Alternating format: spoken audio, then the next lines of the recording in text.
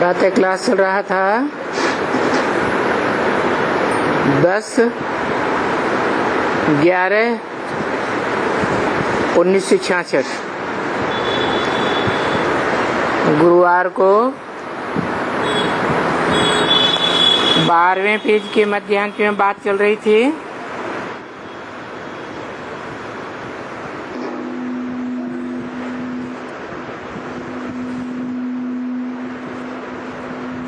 सन्यासी पवित्र तो बनते हैं, परंतु सर्वव्यापी कह करके बाप से भी मुख करते हैं, अपन को भगवान कह करके। अभी तो ये समझने की बात है ना बच्ची, अपन को कोई भगवान कहे और कोई बैठा हुआ हो बोले क्या ये हमारा अल्लाह है, क्या ये हमारा खुदा है?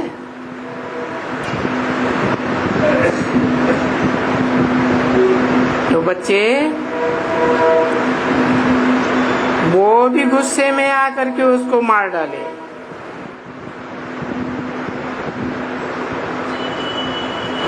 हम जिसको याद करते हैं उसको यह ऐसे कहता है।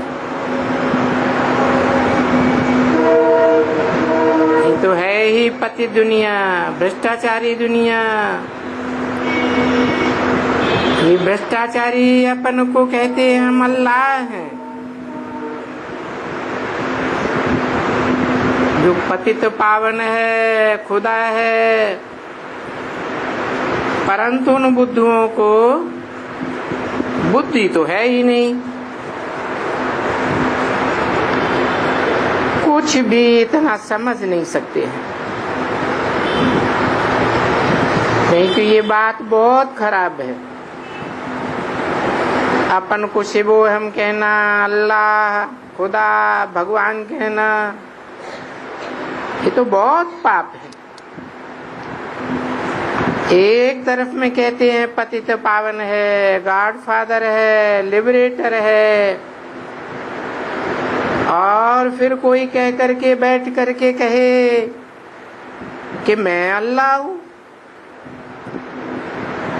अरे मनुष्य तो अपन को अल्लाह कह ही नहीं सकते हैं।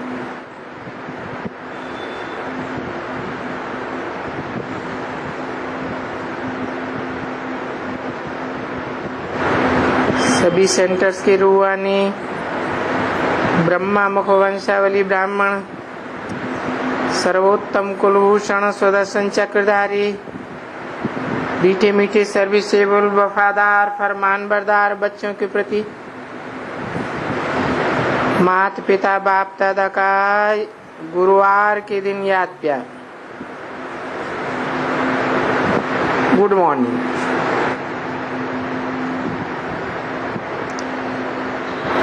मीठी मीठी सिकील दे 5000 वर्ष के बाद फिर से आए मिले हुए। क्या करने के लिए मिले? वेद के बाप से फिर अपना गुमाया हुआ अखंड अटल सुख शांति मेरा राज भाग रहने के लिए मिले, पुरुषार्थ करने के लिए। तो बच्चों के प्रति याद प्यार, बाप दादा का, माता पिता का स्वीकार, नमस्ते भी कह सकते हैं। गुड मॉर्निंग अंग्रेजी अक्षर है, नमस्ते भी कह सकते हैं, क्योंकि बाप को तो नमस्ते ही करना पड़े, क्योंकि बाप तो है ओबीडेंट सर्वेंट।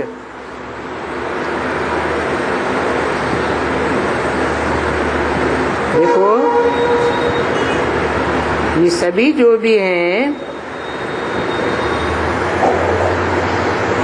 सभी ओबीडेंट सर्वेंट्स हैं बच्चों के। जो भी बाप हैं इनको जन्म दे बाप ने जन्म दिया ना अभी, फिर उन बच्चों की संभाल कर करके, उनको सब कुछ दे करके फिर जा करके वानप्रस्थ में बैठते हैं। तो वैसे ही ये रूहानी बाप भी कहते हैं, मैं भी ऐसे ही जन्म दे बच्चों को पालना कर, इस ज्ञान और योग बल से उनको गुलगुल बनाए, स्वर्ग का लायक बनाए, और फिर मैं जाकर के वानप्रस्थ अवस्था में बैठ जाऊंगा। अभी समझा? जैसे लौकिक में होता है वैसे पारलौकिक। ये हद के बाप हैं और ये बेहद का बाप, फर्क नहीं है। तो जैसे बाप सर्वेंट है, जैसे बाप कहते हैं I am your obedient servant, servant है। क्यों बुलाते हो ना, हे पतित पावन बाबा आओ, हम पतित बन गए हैं,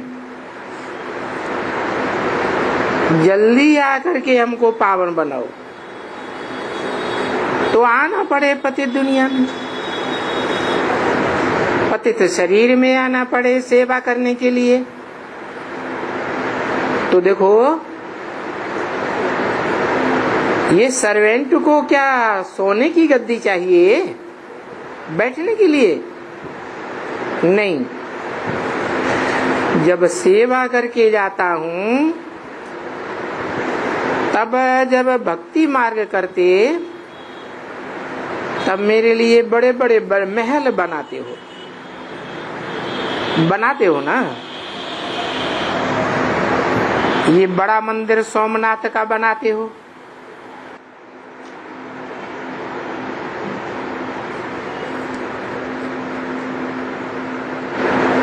और वहां मुझे बैठाते हो।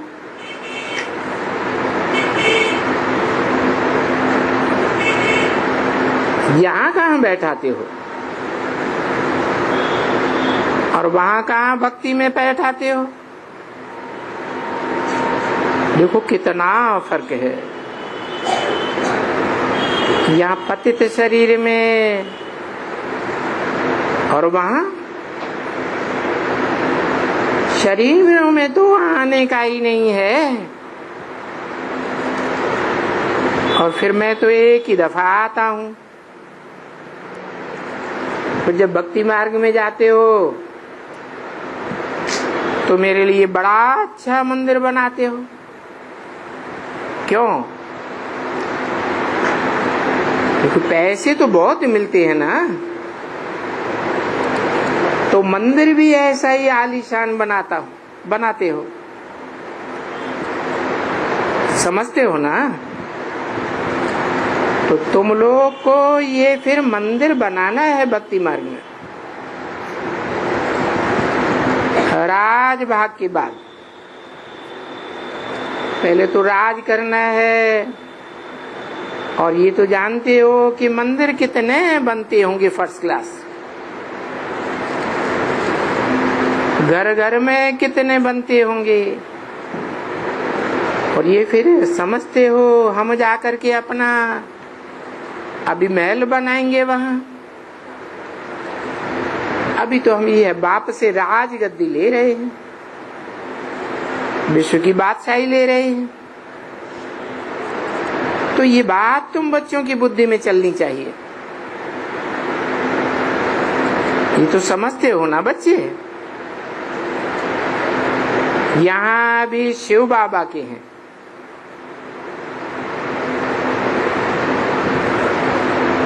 और अभी हम विश्व के महाराज कुमार बनेंगे।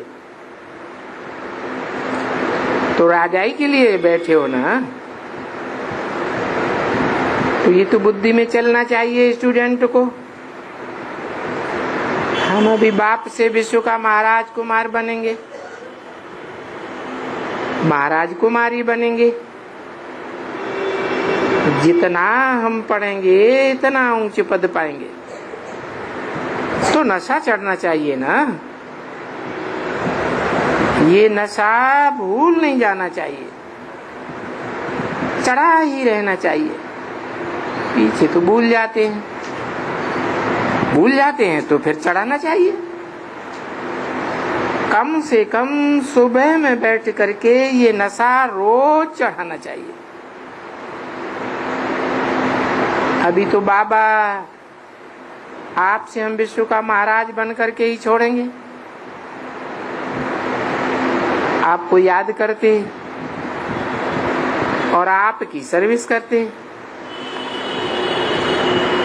या आपसे बात करनी चाहिए। अच्छा बच्चों को नमस्ते। ये छूटी हुई वाणी है प्रातः क्लास की 5/11/66 शनिवार को 8वें पेज की 30वीं लाइन।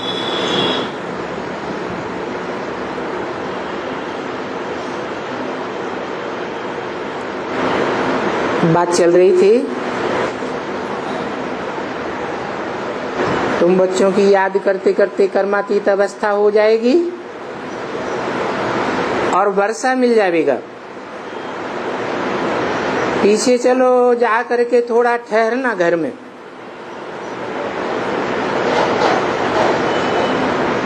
जब यहाँ सब कुछ सुख शांति हो जाएगी, सब ये क्लियर हो जाएगा, तब आना। क्या क्लियर हो जाएगा? कर्मातीत अवस्था हो जाने के बाद आत्माओं के घर जाने के बाद यहाँ ही सृष्टि में क्या क्लियर हो जाएगा? क्योंकि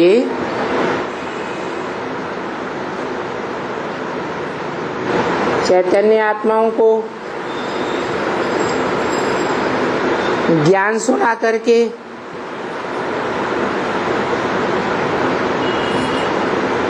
राजयोग की विधि बता करके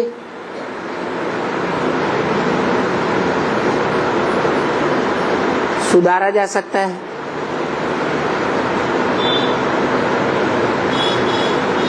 आत्माएं संपन्न बनती है। नंबरवार आत्मिक स्थिति में स्थित होती है। कोई सजा खा के, कोई शिक्षा से, कोई पुरुषार्थ करके संपन्न बनने पर आत्माएं बाप के घर जाती है।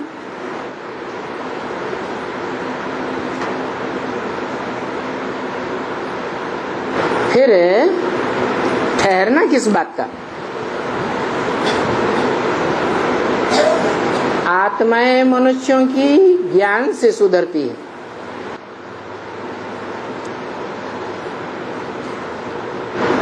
बाकी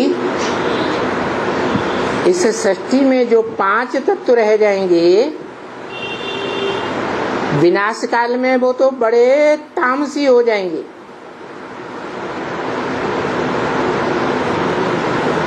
उन तामसी तत्वों को सतो प्रधान कैसे बनाया जाएगा?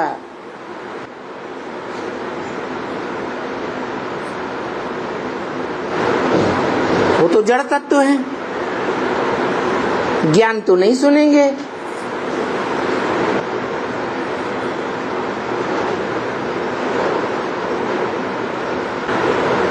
तो बोला जब तक तुम्हारे योग बल से वो 5 तत्व भी पावन बनते हैं, क्योंकि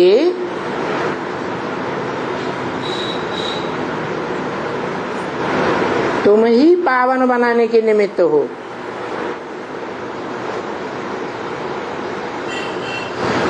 पांच तत्व पावन बनेंगे तो शरीर भी पावन बनेंगे। जैसे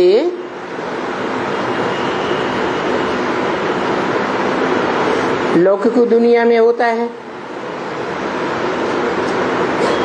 माँ के गर्भ में पहले 5 तत्वों का पिंड तैयार होता है या आत्मा आती है? पिंड तैयार होता है। बाद में जब पिंड परिपूर्ण हो जाता है तब उसमें आत्मा प्रवेश करती है।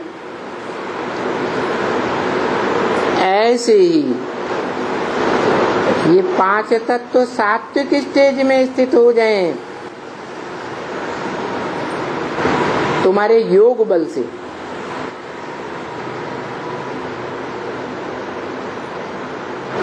तभी सब कुछ क्लियर हो जाएगा। तब तुम आना। किसमें आना? तुम्हारे जो शरीर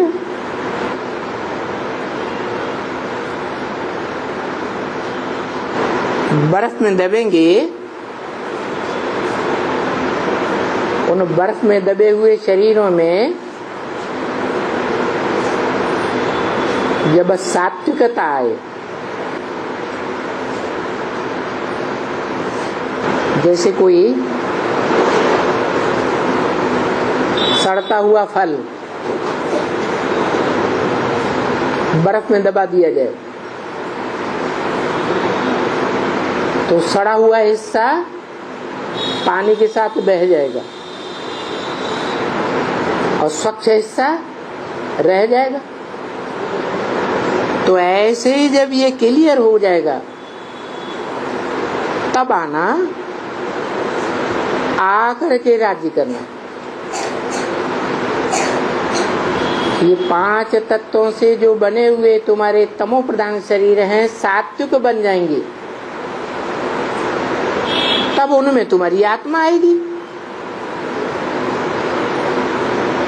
इसमें क्या, आना भी तभी है तुम बच्चों को जब तुम्हारे शरीर के पंचभूत सात्विक बने। बाकी बीच में क्या होता है वो भी चल करके देखना, आगे चल करके। बने कब?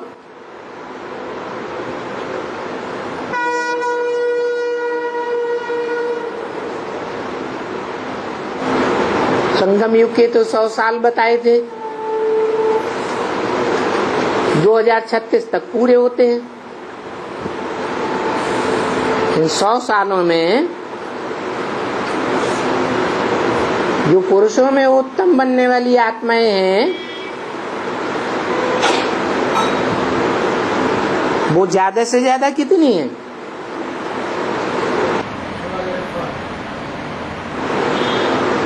पुरुष माने शरीर रूपी पुरी में आराम से शयन करने वाली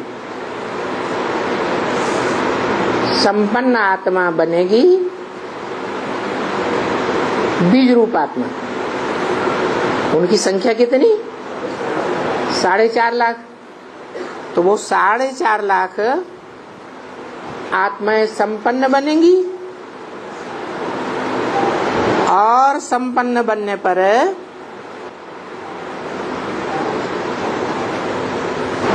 उनका उद्धार होगा। उत्तम माने ऊपर, हर माने हरण करके ऊंची स्टेज में जाएंगी।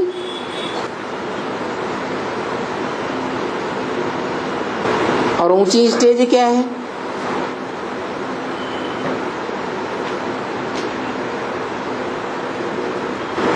ऊंचे से ऊंचा कौन है? ऊंचे और नीचे कहाँ होता है? तो साकार सृष्टि के लिए बोला कि तुम बच्चे परम धाम को इस सृष्टि पर उतार लेंगे।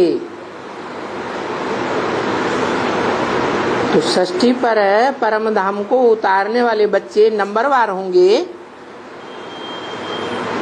या एक जैसे होंगे?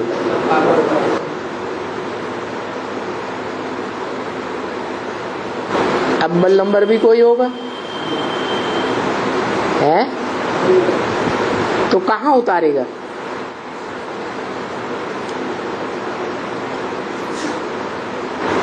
परम धाम को, जो परे ते परे धाम है, कहाँ उतारेगा? माउंट आबू में है? है? अच्छा,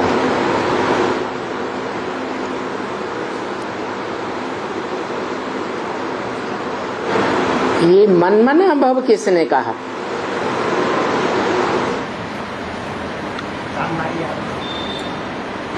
क्यों? शिव ने क्यों नहीं?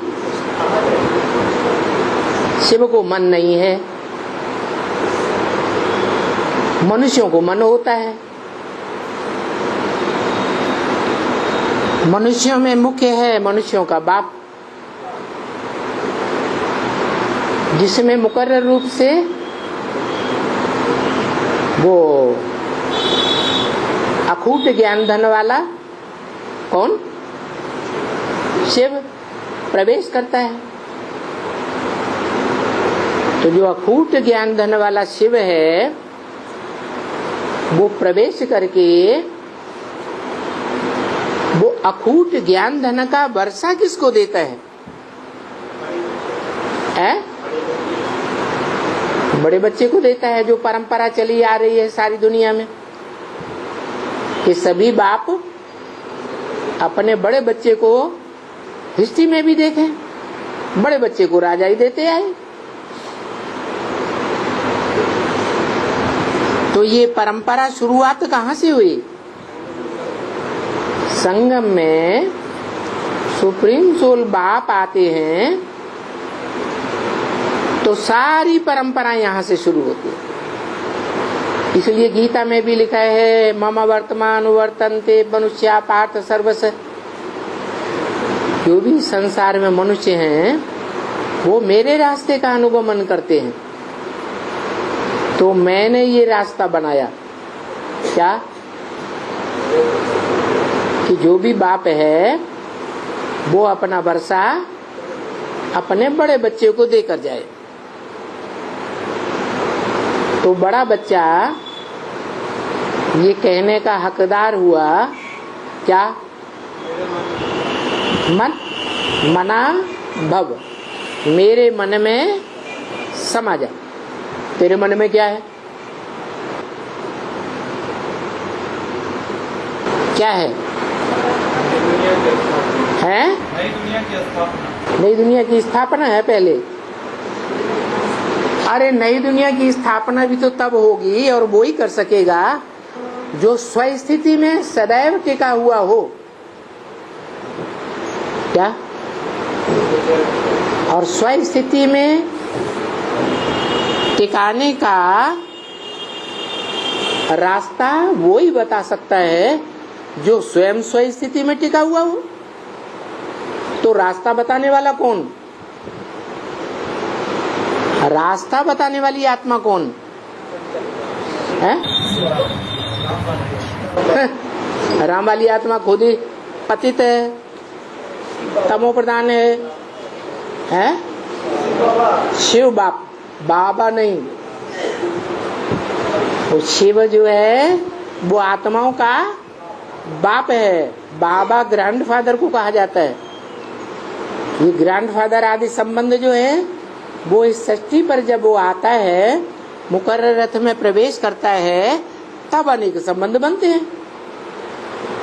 तो उसे शिव बाबा नहीं कहेंगे, आत्माओं के बाप को क्या कहेंगे? शिव बाप। आत्मा आत्मा सब आपस में भाई भाई। उनमें बड़ा भाई आत्मा जो जन्म मरण के चक्र में आती हैं, उन आत्माओं के बीच में बड़ा भाई कौन हुआ?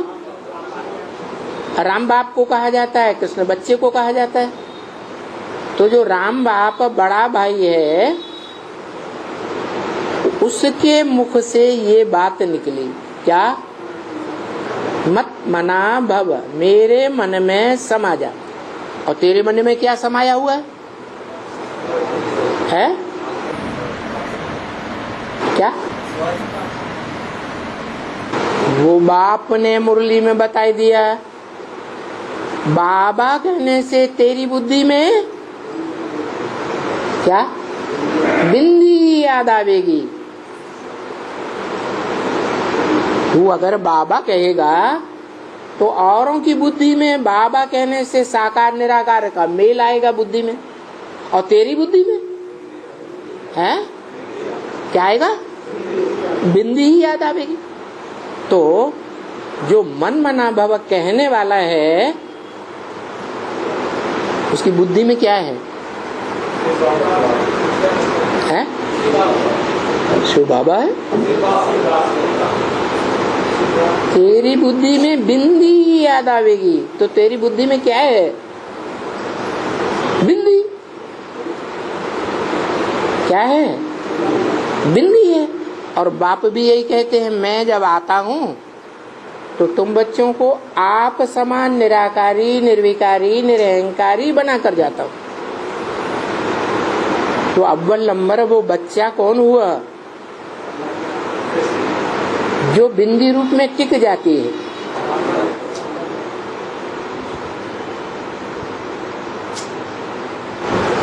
बताया, तुम्हारी यादगार बनती है द्वापर युग से भक्ति मार्ग में। क्या यादगार बनती है? पहले पहले शिवलिंग। जो शिवलिंग है वो तुम्हारी यादगार क्यों कहा?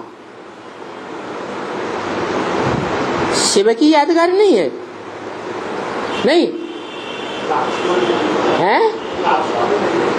बाप समान बनता, बाप थोड़ा ही बन गया, बाप समान ही तो बन गया। शिव बाबा कहा। शिवलिंग को भी क्या कहते हैं भक्ति मार्ग में? शिव बाबा।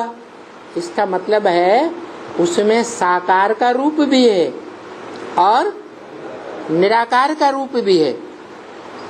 उसका जो सात्विक स्टेज का यादगार है वो द्वापर के आदि का सोमनाथ मंदिर है। सोमनाथ मंदिर जिसमें लिंगाकार पत्थर और उसके बीच में क्या? हीरा। तो लिंगाकार पत्थर तो बड़े रूप साकार की यादगार है, ये तो पक्का है। वो हीरा किसकी यादगार है? हैं? रामवाली आत्मा की क्यों?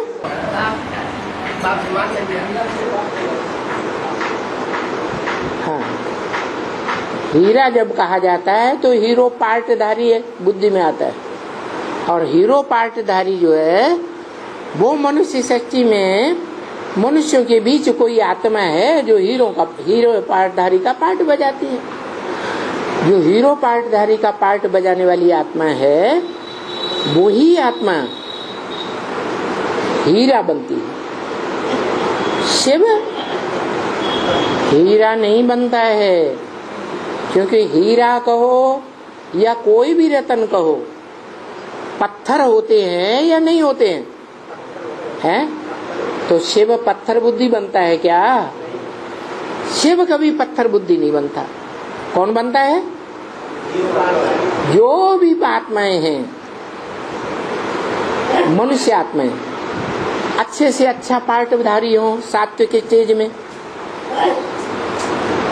तो वो भी तामसी स्टेज में पत्थर बुद्धि बन जाती है। उन पत्थर बुद्धियों में, देह अहंकारियों में सबसे बड़ा देह अहंकारी कौन है? वो राम वाली आत्मा बड़े ते बड़ा पत्थर बुद्धि माना बड़े ते बड़ा देह अहंकारी। जो बड़े ते बड़ा देह अहंकारी है उसमें आत्मा रही या नहीं रही?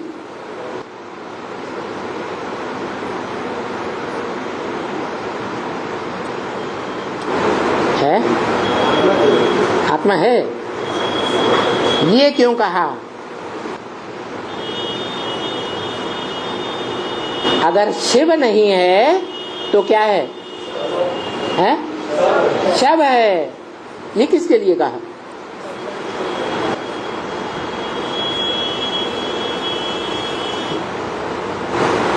है? कलयुग के अंत में शिव बाप के प्रवेश करने से पहले वो आत्मा क्या बन जाती है? हैं? शव बन जाती है, मुर्दा बन जाती है।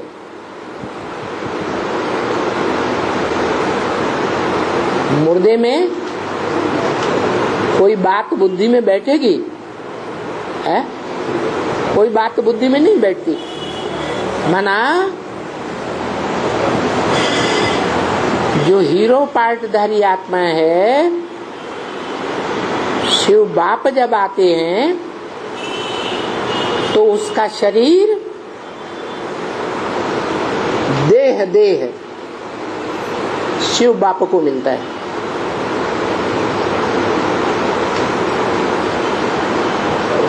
वो विकारों की दलदल में पूरा ही डूब जाती है। जो बोला तुम बच्चे जब विकारों की दलदल में पूरा ही डूब जाते हो तो मैं चोटी पकड़ करके खींचता हूं। क्या पकड़ करके? चोटी। चोटी में क्या होता है? बाल होते हैं। बालों में खून होता है? है? बालों में खून होता है? नहीं। संकल्पों का खून है ही नहीं। न अच्छे संकल्प न बुरे संकल्प। क्या हो गया है? पूरा पत्थर बुद्धि हो गया। जैसे आज के वैज्ञानिक हैं,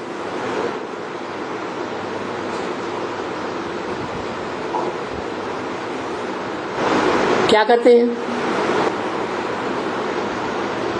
ऐसा कौन सा पत्थर बुद्धि का काम करते हैं?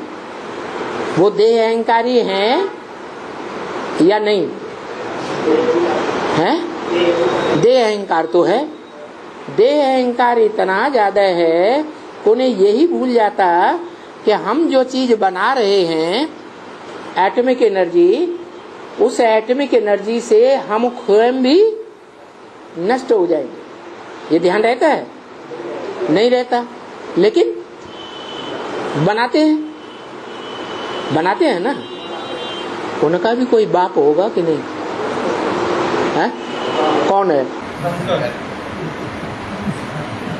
क्या गायन है?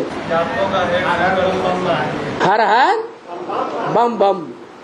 क्योंकि वो जो निर्माण करते हैं एटॉमिक एनर्जी का, उनमें ये ताकत, ये हिम्मत नहीं है कि उस एनर्जी को विस्फोट कर सके।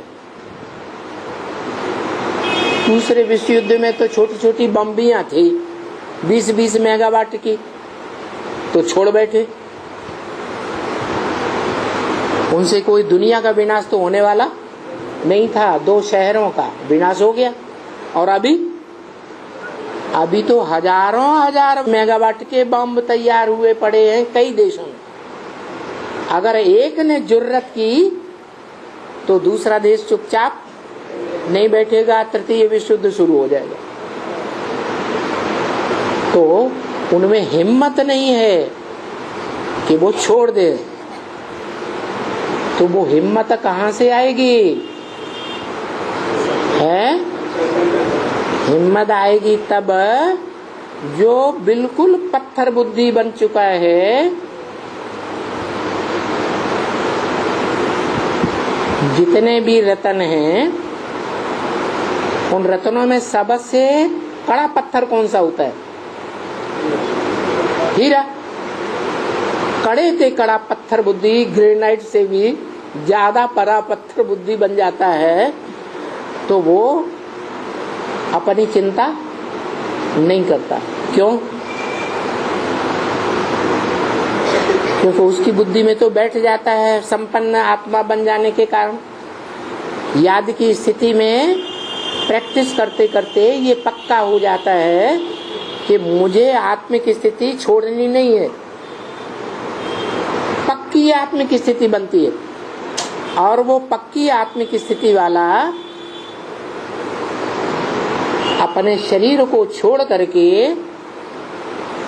उन धर्म पिताओं में प्रवेश कर जाता है। उन एटमिक एनर्जी बनाने वाले जिनके हाथ में वो चाबी है उनमें भी प्रवेश कर जाता है और उनकी बुद्धि को ऐसा घुमाता है प्रेरणा दे करके तो वो विस्फोट कर देते हैं, काम पूरा हो जाता है।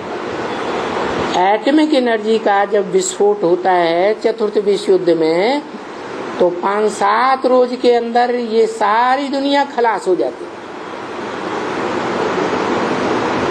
ये पृथ्वी पूरा ही डोल जाती और बड़े बड़े भूकंप आते हैं जिन भूकंपों से दुनिया की बड़े से बड़ी आबादी नष्ट हो जाती है। एटमिक एनर्जी गर्मी लाएगी कि नहीं दुनिया में? दुनिया में गर्मी होगी तो समंदर का पानी क्या होगा? बॉइल्ड वाटर बन जाएगा और वो भाप बनकर ऊपर उड़ेगा। और समंदर का पानी भी कैसा? जो गर्मी भयंकर पड़ती है दुनिया में उस समय ओजोन फटता है, अभी भी फट रहा है। ओजोन फटने से दुनिया में गर्मी बढ़ती है। तो नॉर्थ पोल पर और साउथ पोल पर जो बड़े बड़े ऊंचे ऊंचे बर्फ के पहाड़ हैं वो सब दरक जाते हैं, टूट करके समंदर में आ जाते हैं। तो समंदर का स्तर ऊंचा जाएगा नीचा जाएगा? ऊंचा जाएगा। दूसरी तरफ पृथ्वी पावरफुल ग्रह है। धरणी जब डोलती है, धरणी माता है, तो उसका उपग्रह भी डोलेगा या नहीं डोलेगा? कौन सा उपग्रह? चंद्रमा भी इतना डोलता है कि वो जहां से निकला था, उपग्रह है ना, जिस प्रशांत महासागर से निकला था उसी में अटैच हो जाएगा। तो प्रशांत महासागर का जल चंद्रमा के अटैच होने से और ऊपर उठेगा या नीचे जाएगा? तो सारी दुनिया में जलमयी हो जाती है। जब सारी दुनिया में ऐसी जलमयी होने लगती है, थोड़े से जीव जंतु बचते हैं। आपने देखा होगा नदियों में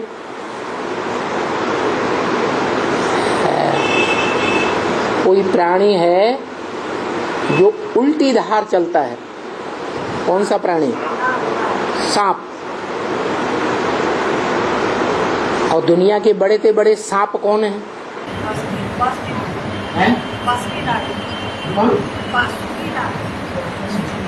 वो तो राजा है, उसकी प्रजा भी तो होगी यथा राजा। वो कौन है?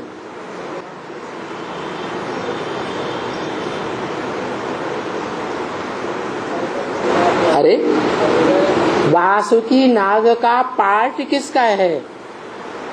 जो वासुकी नाग शंकर के गले में पड़ा हुआ है, अच्छी तरह से गला पकड़ लिया, गले पड़ गया, किसका पार्ट है? हाँ, कृष्ण वाली आत्मा का पार्ट है। तो वो कृष्ण वाली आत्मा ब्रह्मा के रूप में जो पार्ट बजाती है, उसकी गोद में हर धर्म में कन्वर्ट होने वाली आत्माएं ब्राह्मण बनकर के खेलती हैं या नहीं खेलती हैं? अभी भी खेल रही है। तो वो सारे ही ब्राह्मण आधार मूर्त जड़ें भी हैं और जड़ों के बीज भी होंगे। तो बीजों की संख्या कितनी है? 4.5 लाख। वो जो 4.5 लाख बीज हैं वो दुनिया के सबसे सशक्त बीज हैं। और बच्चे किसके हैं? वो बीज के ही बच्चे होंगे। जो राम बाप बीज है उसी के बच्चे हैं, जो रुद्राक्ष के रूप में दिखाए जाते हैं। अक्ष माने आंख, क्या उनकी आंखें जो हैं उनके नाम पर रुद्राक्ष नाम पड़ा है। रौद्र रूप धारण करते हैं, भयंकर रूप धारण करते हैं और सारे यज्ञ का विध्वंस कर देते हैं। जो बोला इस रुद्र ज्ञान यज्ञ में आखिरी आहुति किसकी लगेगी? नहीं, सारी दुनिया की आखिरी आहुति लगेगी। इस रुद्र ज्ञान यज्ञ में सब स्वाहा हो जाएगा, कुछ भी बचने वाला नहीं है। तो वो रुद्र जो बच्चे हैं वो ही दुनिया के सबसे बड़े नाग हैं। विकारों में बड़े से बड़ा विकार कौन सा है? काम विकार। और काम विकार भोगने में भारत के राजाएं सबसे आगे गए या दूसरे देश के धर्मपिताएं आगे गए? भारत के राजाएं सबसे आगे गए, बहुत विकारी बने, ढेर की ढेर रानियां रख करके। तो जो राजाओं का ये हाल है, तो इससे साबित हुआ कि बड़े बड़े सांप किस देश में हुए? भारतवासी। वो भारतवासी सांप जिनमें ये ताकत है कि नदी की धारा को उल्टा चीर करके चले जाते हैं। तो जब जलमयी होगी सारी दुनिया में, उस समय कौन से प्राणी जीवित रहेंगे? जलमयी में सब खलास हो जाएंगे। क्योंकि जब बाढ़ आती है तो बाढ़ में मिट्टी अच्छी तरह से मिक्स हो जाती है या नहीं हो जाती है? यहाँ बेहद की मिट्टी क्या है? देवहानि की जो बेहद की मिट्टी है वो सारी दुनिया में मनुष्य मात्र में रग रग में भर जाती है। ऐसी स्थिति में सब प्राणी खलास। कौन बचते हैं? वो ही सर्प। वो सर्प फिर भी बचे रहते हैं मनुष्य रूप में, लेकिन उनमें गुण कौन सा है? सर्पों का गुण ज्यादा है। तो बताया सारी दुनिया में जब जलमयी हो जाएगी, समंदर का स्तर बहुत ऊंचा उठ जाएगा, तो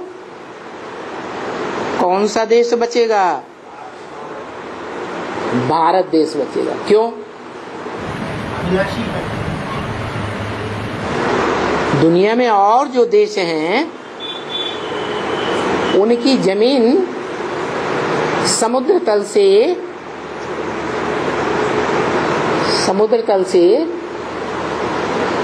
जितनी भारत की ऊंचाई है, उत्तर भारत या दक्षिण भारत तो चलो फिर भी डूब जाता है पहले ही। जो उत्तर भारत है वो उतनी ही ऊंचाई पर है लगभग जितने और देशों में ऊंचाई है। वहां पहाड़ नहीं है क्या? और देशों में पहाड़ हैं या नहीं हैं? तो लेकिन हिमालय जैसे पहाड़ कोई देश में इतने ऊंचे नहीं है। तो तो जहाँ ऊंचाई ज्यादा होगी वहां समंदर का स्तर है नहीं पहुंच पाएगा। और उसमें भी जितने भी पहाड़ हैं उनमें हिमालय पहाड़ सबसे ऊंचा है, और हिमालय पहाड़ पर भी ऊंचे से ऊंची चोटी कौन सी है जो दुनिया की सबसे बड़ी ऊंची चोटी है? एवरेस्ट, एवर ईस्ट, माने जो पूर्वी सभ्यता है। एक होती है पाश्चात्य सभ्यता और एक है पूर्वी सभ्यता। तो पूर्वी सभ्यता को फॉलो करने वालों में एक ऐसी चोटी है जो बहुत ऊंची है। उसके लिए बोला कि तुम जब पूरे ही डूब जाते हो, क्या जितने भी दूसरे धर्मों में कन्वर्ट होने वाले सर्प हैं वो सब डूब गए, फिर क्या बचेगा? ऊंचे से ऊंची चोटी बचती। तो जो एवरेस्ट माने पूर्वी सभ्यता को विशेष फॉलो करने वाली आत्माएं हैं, असल सूर्यवंशी, वो बचेंगे। और उनमें भी कौन बचेगा?